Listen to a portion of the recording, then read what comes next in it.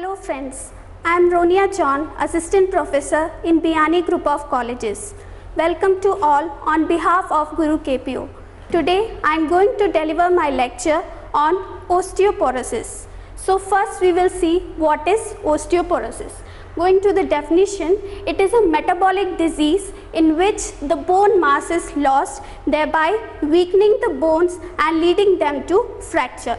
Coming to its causes and risk factors. What are its causes and risk factors? First risk factor is the age. So as a person advances in his age, he is more prone to develop osteoporosis. And among the sex, females have more chances of developing osteoporosis. In the same way, in family history, if you have a sibling or any one of your parents is having osteoporosis, there is a greater risk of developing osteoporosis. Next is the sex hormones. So in the sex hormones, the estrogen level decreases when a woman enters in a menopause age. So when this happens, the decreased absorption of calcium from the bone leads to a disease called osteoporosis. Next is the gastric surgery. So here in gastric surgery, when a person undergoes gastrectomy, so there is a surface area which is lost for the absorption of the vitamin C, thereby leading a person to osteoporosis.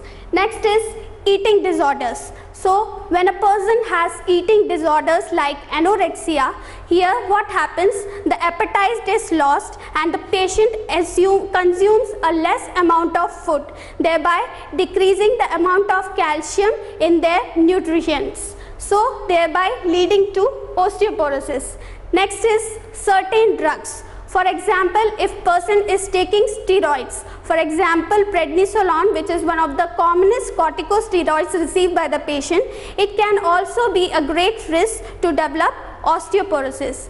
Next we will talk about its management. So in the management, for this as a medication we will give the patient biphosphonate. For example, risdronate is a tablet which we normally give to the patient. It will decrease the osteoclast activity in the patient.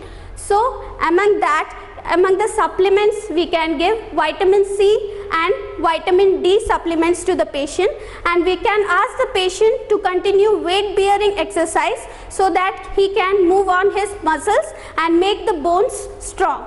Thank you, and thank you. For further details, you can log on to our website www.gurukpo.com.